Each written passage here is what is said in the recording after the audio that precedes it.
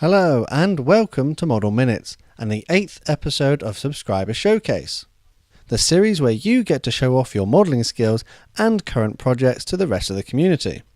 So with no further ado, let's get started. First up, we've got an Airfix Cromwell Mart 4 in 1/76 scale built by ATN Orange. This is what he has to say about the kit. This is my first ever model kit I painted and my second kit I built.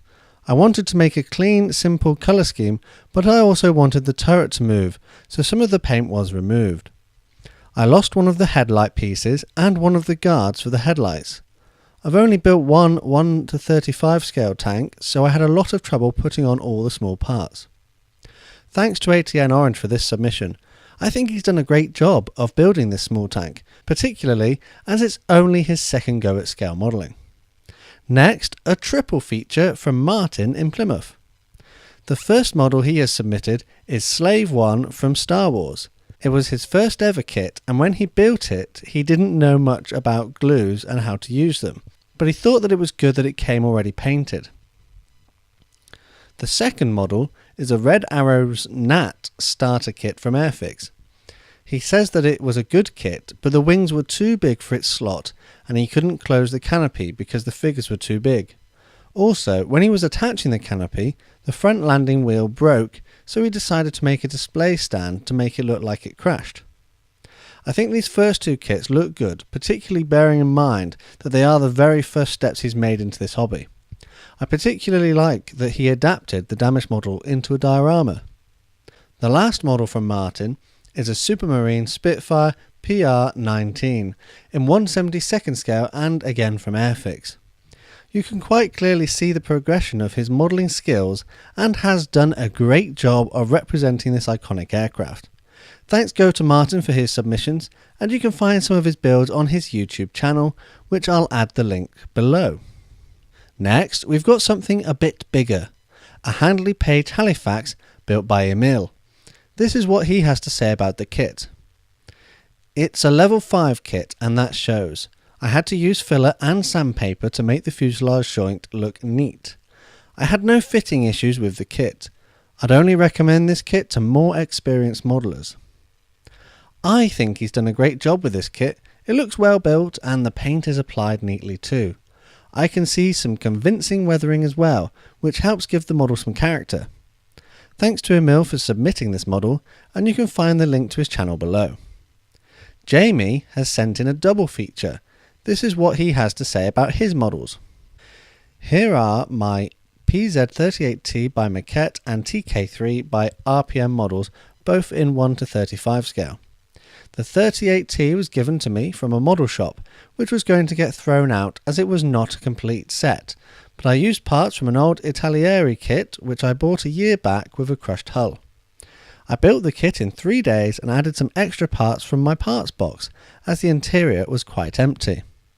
One regret was that the wash I made from black acrylics was too thick, and I had to quickly get it off as it almost ruined the model. The TK3 was bought for £6 and was missing a box and decals.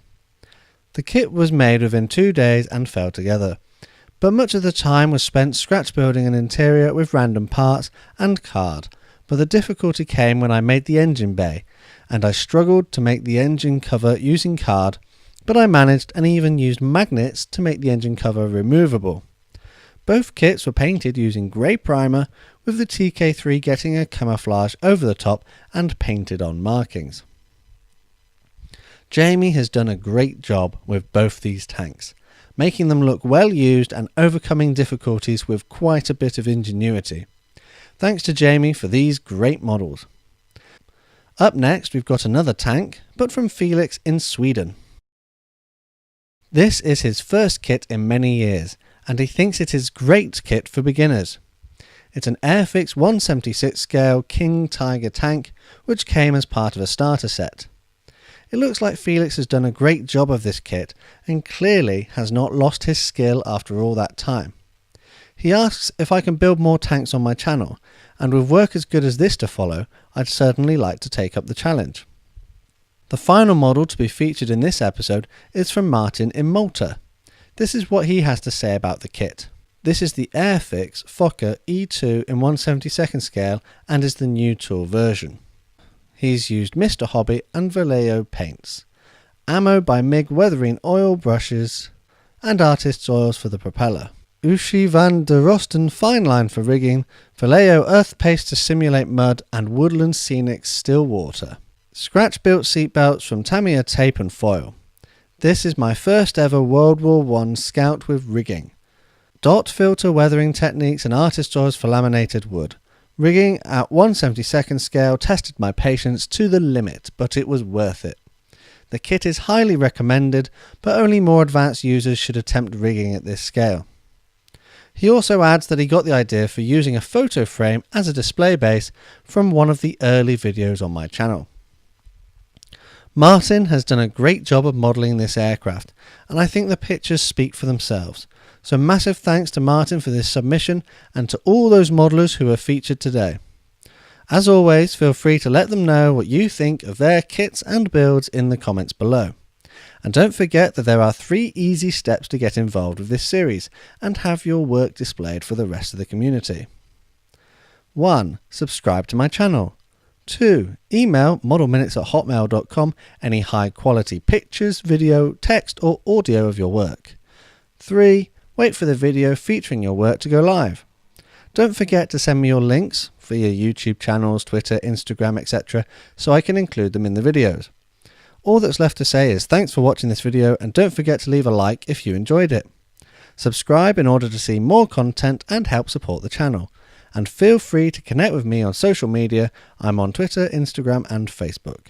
See you all again next time.